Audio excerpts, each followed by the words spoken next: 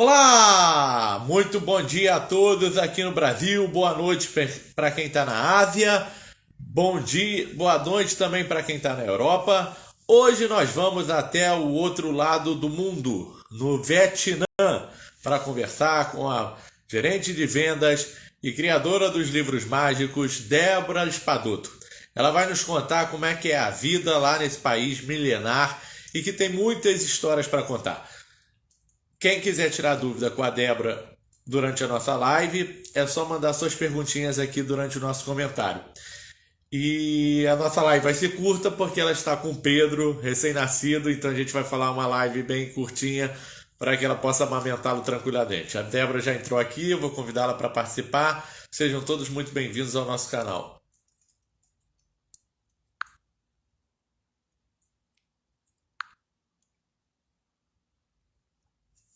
Um minutinho.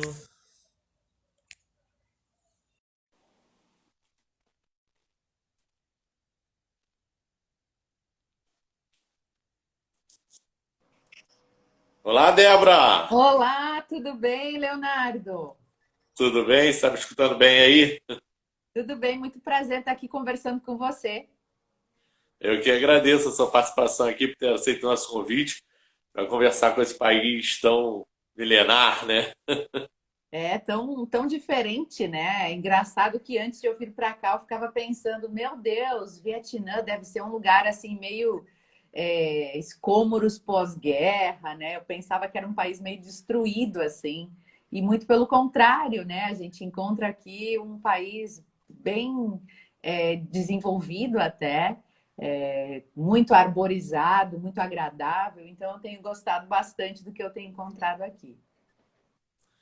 Mas, Débora, conta aí pra gente como é que foi tomar essa decisão de morar fora, da onde surgiu o Vietnã, você falou para mim em off, mas o pessoal do canal precisa saber, aonde apareceu essa ideia de Vietnã? Certo. Primeiramente, quero te agradecer, viu, Leonardo? É legal estar falando aqui de uma cultura totalmente diferente, né? Que é aqui o povo vietnamita, e de você ter se interessado, né, pela minha história aqui também. Eu já estou fora do Brasil tem 7 anos, quase 8, né? Eu saí no final de 2014, então eu fui morar na China, fiquei na China morando por 3 anos, depois 4 anos na China, agora eu já nem sei mais, não. 3 anos na China, 3 anos nas Filipinas e agora aqui no Vietnã. Durante a pandemia, voltei ao Brasil por um período e aí o meu marido, ele arrumou um emprego aqui no Vietnã, que ele é desenhista de calçado. E aí aqui tem algumas empresas, né, tipo Puma, Adidas, empresas, fábricas de calçado para a Europa, né, para os Estados Unidos, que produzem para estes países. Então, ele conseguiu uma vaga bem interessante aqui no Vietnã. E então, viemos por essa razão. E Aí, como é estou que aqui foi há um ano. assim? Você já tinha morado na China, né? Mas como é que foi a adaptação à cultura vietnamita e ao idioma, né? Porque esse idioma chinês é tão diferente. Olha, aqui eles falam o vietnamita, né? Então, assim, é bem diferente dos outros lugares que eu estive, porque na China, em alguns locais, por exemplo, Shanghai, Pequim, né, que são cidades mais, né, capitais e maiores, essas cidades ainda você encontra pessoas chinesas que falam inglês, né? Nas próprias Filipinas, quando eu estive lá, uma das línguas oficiais é o inglês. Então, junto com o tagalo, né, nas Filipinas, o inglês é uma língua oficial. Tudo que é escola, documentos oficiais, circunstâncias oficiais, cerimônias, é feito em inglês.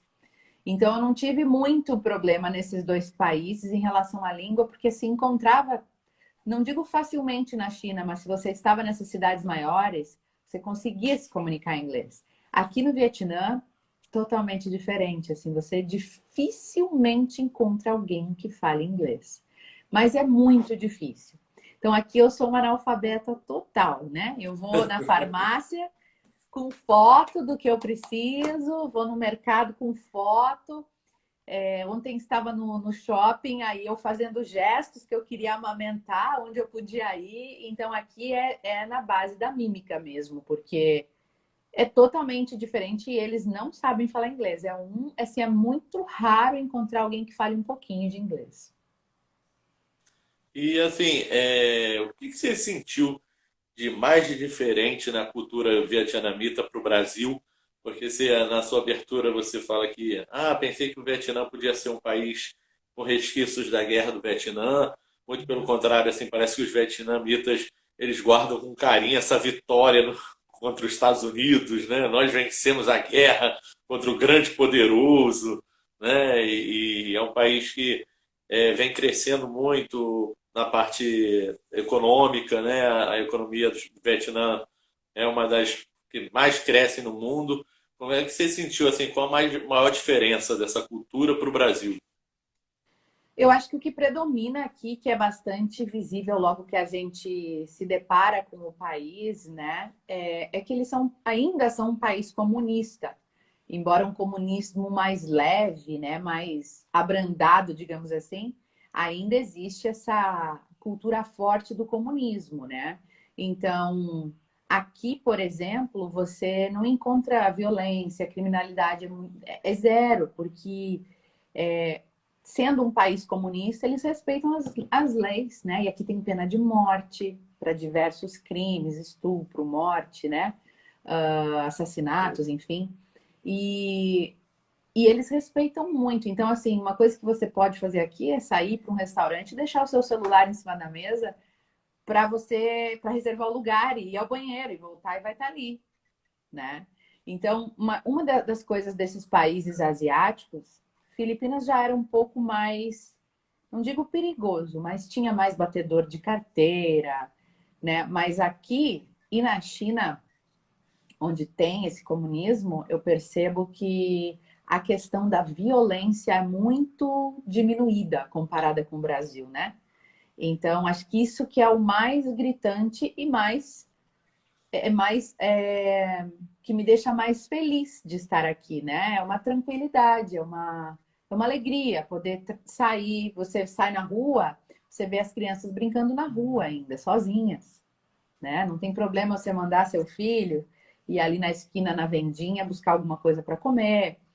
Então, né, nesse ponto, eu acho que o Vietnã tá bem. É bom de morar aqui por isso, né? Por essa questão. Inclusive, uma coisa que eu aprendi recentemente aqui do vietnamita é que se eles fazem algum crime, qualquer coisa que seja, foram no mercado e roubaram alguma coisa no mercado, enfim, qualquer coisa de criminalidade que você fica com uma ficha criminal, digamos assim, nenhuma escola, se você for menor de idade, nenhuma escola te admite na escola, você não consegue estudar, nenhuma faculdade deixa você se matricular, ninguém te contrata. Então, se você comete um crime aqui, qualquer que seja, um roubo, né, alguma coisa nesse sentido, você meio que quiser a sua vida, porque ninguém vai te contratar, você não consegue se matricular em faculdade nenhuma, você fica taxado. E, né? Então, assim, é uma coisa que as pessoas não vão fazer. Isso incentiva a não violência, digamos assim, né? Agora, Débora, você foi mãe recentemente aí do Pedro no Vietnã e a Diana aqui do Cazaquistão está te perguntando. Uma amiga teve bebê aí no Vietnã recentemente e ficou surpreendentemente satisfeita com todo o atendimento.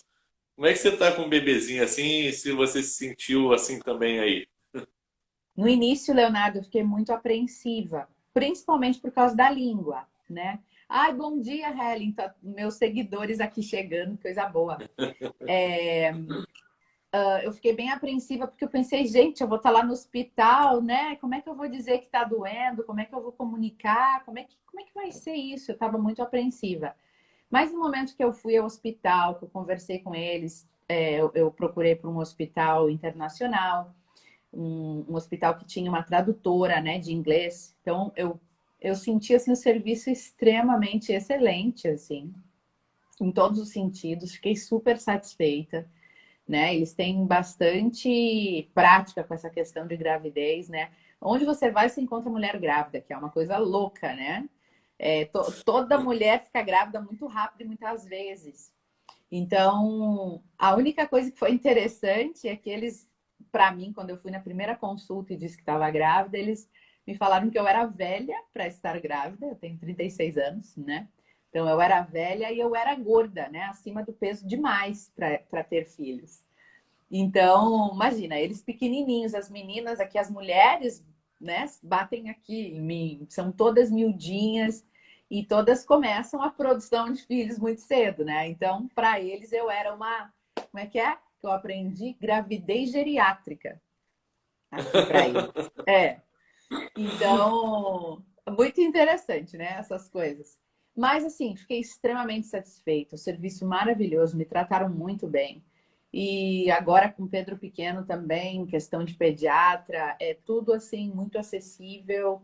E eu tô bem contente, né? Eu tô me sentindo muito amparada aqui. Até o pessoal me diz que no Brasil não teria o mesmo atendimento, digamos assim. E é o que mais assusta a gente, assim, né? No sentido de que, poxa, no Brasil seria tudo mais simples, porque o idioma contribui, tem minha família para apoiar e tudo mais, e ter um filho numa outra cultura, sem saber o que que vai acontecer, é muito mais difícil, né? Com Mas certeza. vamos falar um pouquinho Até, desse seu até era projeto. engraçado, Leonardo, que assim, né? Na hora lá do parto, eu tive parto normal. Então é muito interessante, que você fica falando com a tradutora fala para a médica, tá doendo. Daí ela diz que tá doendo. Aí volta para o tradutor. Então, assim, é tudo na tradução, né? Fica bem engraçado, né? Depois pensando na situação. Mas é o que é e deu tudo certo, graças a Deus. E aí tem que voltar também, né? Porque a médica pode falar, fala para ela fazer força. Não, não puxa, empurra, né? Mas vamos falar um pouco assim, a gente está falando da área de saúde. Como é que é o sistema de saúde do Vietnã? Como é que eles se comportaram em relação à pandemia, já que essa área toda está no epicentro da coisa, né? Tudo começou. Você sabe que eu achei muito interessante quando eu cheguei aqui, porque eu tá fazendo um ano que eu cheguei, né, aqui no Vietnã. Eu cheguei no início de abril do ano passado. Meu marido ele veio em dezembro, eu vim em abril, cheguei em abril. E aí eles são extremamente cautelosos. Agora que está começando a abrir de novo para alguns turistas de alguns lugares que tenham 2 ou 3 vacinas pelo menos, que tenham os testes, enfim. Mas quando eu vim, estava bem no auge assim do Covid no mundo inteiro. E aqui no Vietnã tinha zerado os casos, não tinha nenhum mais. Eles já estavam vivendo vida normal, porque de cara eles fecharam as fronteiras, né? Então foi a primeira medida do governo fechar todas as fronteiras e não deixaram mais ninguém entrar. Claro que a economia sofreu bastante nesse tempo, mas eles tiveram números bem menores de mortes, de infectados, comparado com o restante do mundo, né? Quando eu cheguei, foi interessante até que eu tive que trazer todos os exames e tal, e eu saí do avião, saí do avião, daquele minhocão do avião, e eles já me deram uma roupa de astronauta praticamente, né? Para eu ser levada por um carro individual, né? E as pessoas que estavam dentro do carro, todos eles que nem astronauta também. Era tudo azul, assim, eu parecia um Smurf, né? E aí me levaram para um hotel para ficar 2 semanas de quarentena. Nessas 2 semanas de quarentena, eles me testaram 4 vezes, 2 vezes por semana, né? E aí, depois do meu último teste, depois dos 14 dias, eu fui liberada, então, para entrar no país. Mas eu só consegui entrar naquele momento porque meu marido já estava aqui e, através da empresa dele, eu entrei como familiar, porque ninguém podia entrar, a não ser os experts, pessoas diplomatas, enfim, que tivessem um porquê de estar aqui. E todos precisavam passar por esse mesmo sistema. E foi interessante porque eu vim um avião de Doha para Hanoi e veio eu e mais outros 7 passageiros no avião inteiro. né? Então não estava vindo ninguém mesmo, assim. E aquilo foi muito interessante porque no Brasil o pessoal estava meio nem aí, né? Então aqui eles estavam super rígidos e ficaram assim até janeiro desse ano. Ninguém podia entrar. Então, só janeiro de agora, 2 meses atrás, é que eles começaram a abrir para alguns países entrar, com todos os cuidados. Então, sim, teve lockdowns enquanto eu estava aqui. Eu cheguei logo depois, umas 3 semanas depois, fechou tudo, porque deu alguns casos novamente. Ficou, acho que, quase 4 meses fechado. Então, super cautelosos mesmo. E quando é fechado, a gente não podia sair do apartamento, da porta do meu apartamento para ir no corredor, né? Então, era muito rígido mesmo, assim, não era... E se você estivesse caminhando na rua, a polícia te parava, né? Então, você não podia estar caminhando na rua. Então, foi bem rígido mesmo. A gente ficou quase 4 meses dentro do apartamento. Comida a gente pedia por uma pessoa responsável pelo prédio inteiro. A gente tinha que mandar a lista para essa pessoa. A pessoa encomendava as comidas no mercado. Tinha alguém que embalava e trazia para a gente no prédio. Vinha faltando um monte de coisa, né? Porque uma confusão geral. Mas era assim. Era assim que a gente ficou por 3 meses e meio, acho que foi. A Cida está aqui até falando, parabéns para eles, todos deveriam fazer isto durante a pandemia.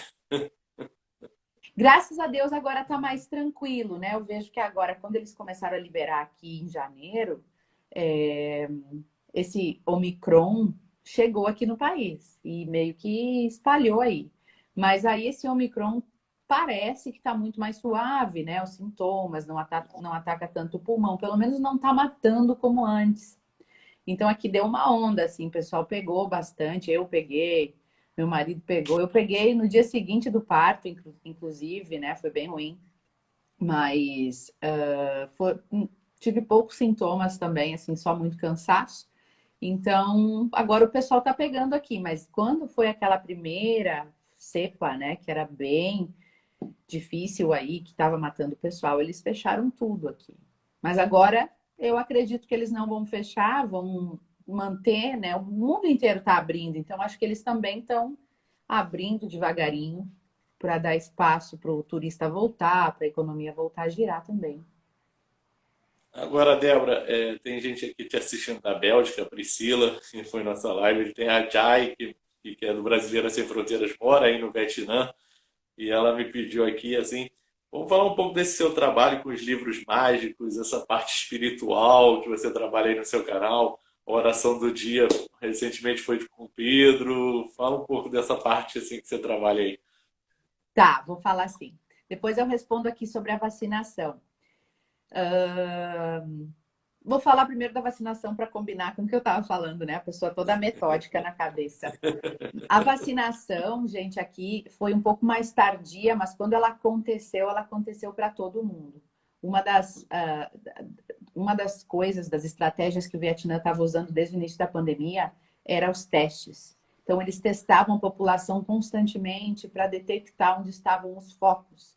E quando tinha foco, eles interditavam a área, ninguém podia passar por aquele lugar, né? Mesmo no meio dos lockdowns, assim, quando começou a abrir algumas coisas, ninguém podia ir para aquela área.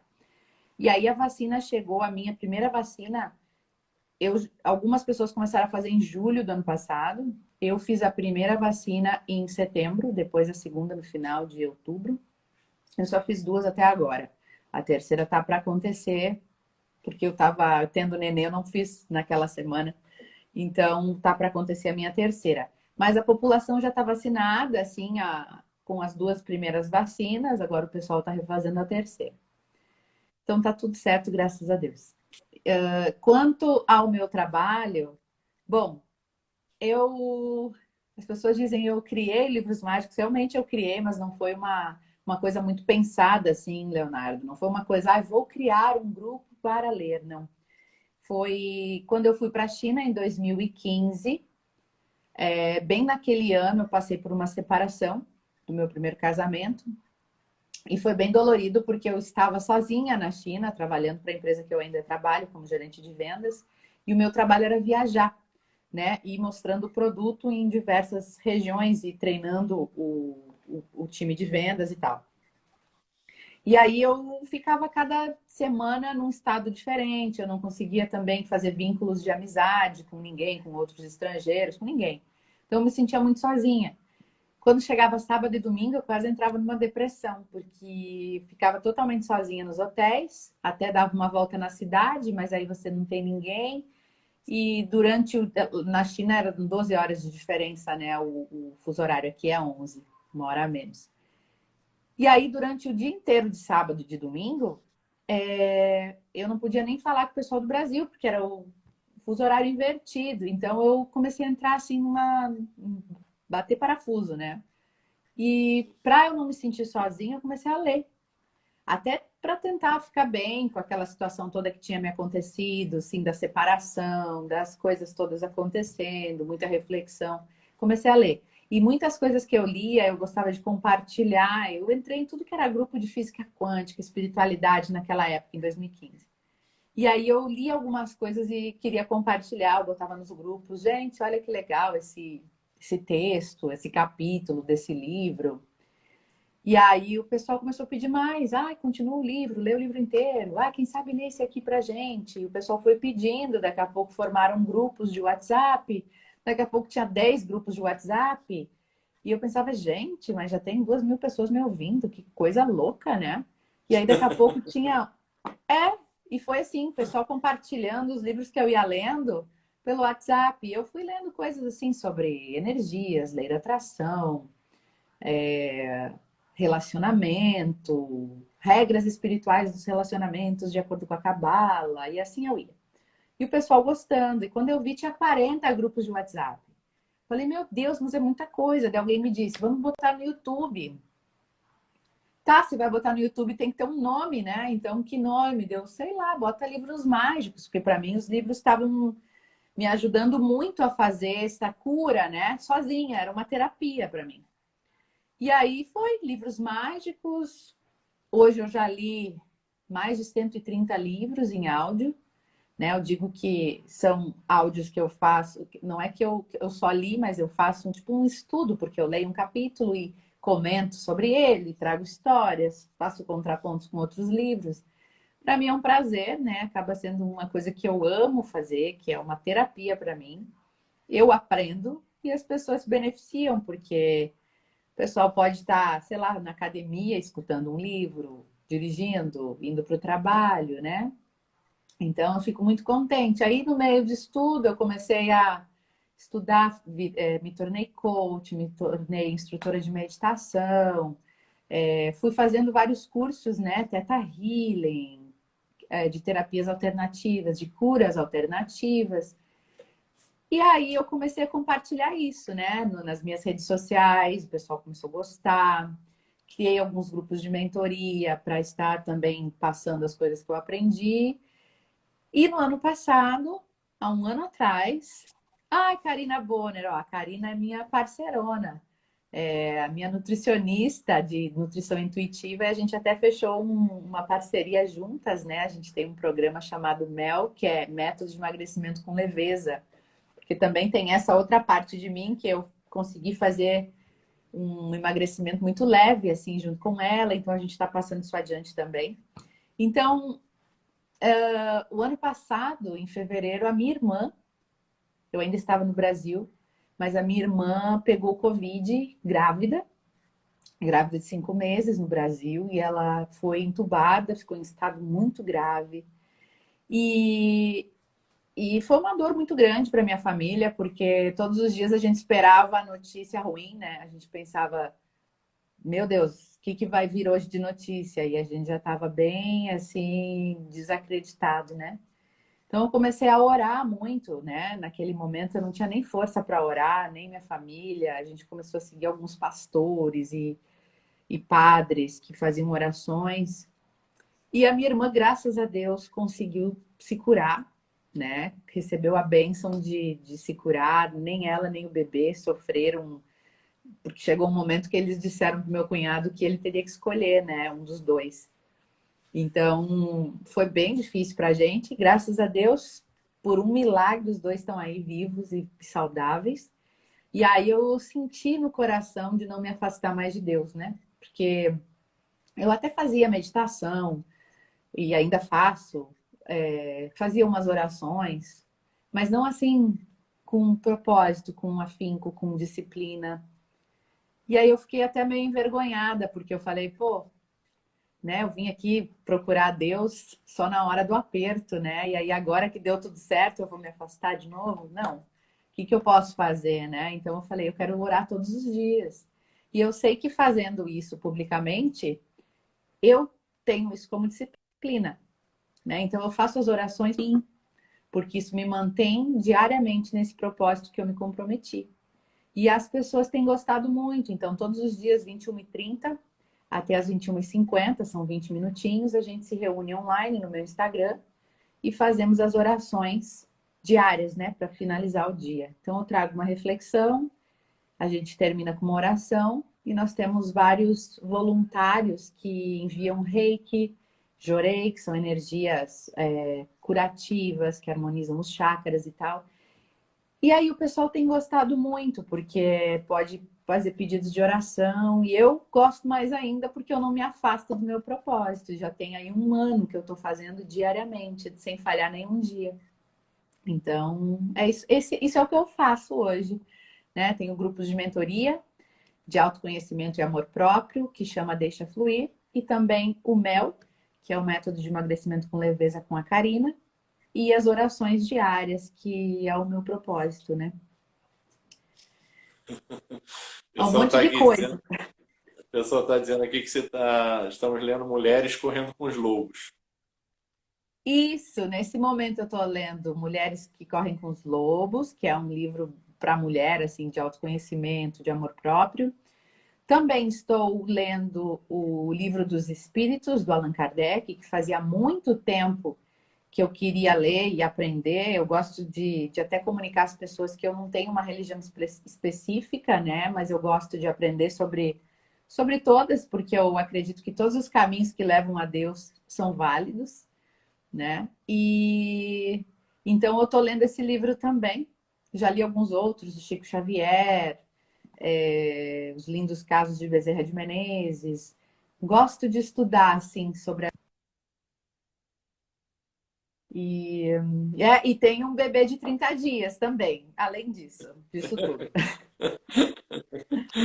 Nossa, Débora, É. eu tô ouvindo aqui a sua história, tô me inspirando assim, porque eu também passei por um período assim difícil como você, né, de uma separação e criei o canal assim e aprendo muito todos os dias com todos os brasileiros que moram fora. Me agarrei neles, eles foram uma cura, né? Não é fácil, né? A gente vê brasileiros saírem do Brasil para uma cultura completamente diferente, né? Não é fácil isso assim. Mas vamos falar um pouquinho assim para a gente decifrar assim. Para minha surpresa, o Vietnã tem praias, né? E a gente pouco ouve falar disso, assim. Que dicas você dá assim de coisas turísticas do Vietnã? Olha, eu moro na cidade mais turística do Vietnã, né? O pessoal vem para cá para passar férias, porque capital Hanoi, né? E aí também tem Ho Chi Minh, que é Saigon, que é uma cidade também muito histórica e tal. Mas aqui eu moro em Da Nang. Da Nang é praia, né? Inclusive foi aqui um cenário de guerra aqui da guerra com os americanos, né?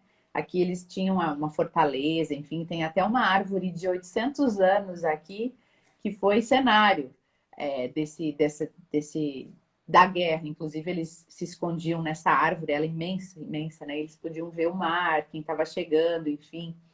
Então, aqui é lindo, as pessoas, os próprios vietnamitas vêm passar férias aqui. É um lugar muito turístico, cheio de hotéis, uma praia muito bonita. Aqui temos também a Lady Buda, que é uma estátua de 94 metros de altura, muito bonita, olhando para o mar, né? E também tem aquela ponte dourada, que é as mãos Nossa, aquela segurando. ponte é linda, né? É muito bonita. Se vocês colocarem no Google, procura por Bana Hills, né? Da Nan Bana Hills. Você vai encontrar. A foto é uma ponte linda. É, e tudo isso aqui. né? Então, por isso que o pessoal vem muito para cá. Eu tô bem impressionada com o lugar, porque eu achava que era um lugar bem pós-guerra, assim, bem destruído, e não é. É um lugar muito bonito, né? E assim, como eu falei, com uma qualidade de vida muito boa, em função da segurança em primeiro lugar. As comidas daqui são muito leves também, né? Muito vegetal, é muitos legumes, muita salada. Hoje mesmo a gente comeu um almoço vietnamita, eles fazem aqueles rolinhos, né? Com aquele papel de arroz e dentro vai saladinhas, né? Então, assim, é um povo que se acostumou a comer pouco, porque eu acho que eles também passaram muita fome, né? Então acostumaram a comer pouco. E assim, um pedacinho de carne, eles fazem um batalhão de comida, né, para a família inteira. Eles moram juntos. Aqui você vê as casinhas de 3, 4 andares, porque os casais vão tendo filhos. E se eles têm filho homem, por exemplo, quando o homem, o filho, casa, a esposa vem morar com eles. Então eles vão ficando dentro da casa. Aí os velhos vão morrendo e eles vão ficando na casa, tendo mais filhos. Então, essa é a cultura deles aqui, né? Você falou até da culinária deles, tal. O que tem mais de interessante na culinária deles, assim? Tem um pouco de questões apimentadas, né? Assim, que eu não gosto muito. Tem um pouco de spice na pimenta tem um pouco de pimenta na comida deles. Mas o forte aqui também é os noodles e o arroz, como em toda a Ásia, né? Tem muito arroz de manhã, assim, o pessoal gosta de manhã.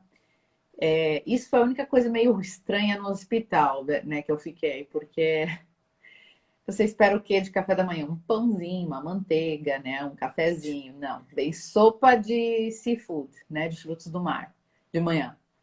Então, ou então vem um noodles, né, aquele miojo assim, dentro de uma sopinha. Então, isso é o que eles comem mais assim de manhã, né? Então, pra gente é meio estranho, mas a gente acostuma, né? E muitos molhos, né? Eles gostam muito de molhos, tipo shoyu, muitos temperos. A comida vietnamita é muito cheirosa, muito aromática.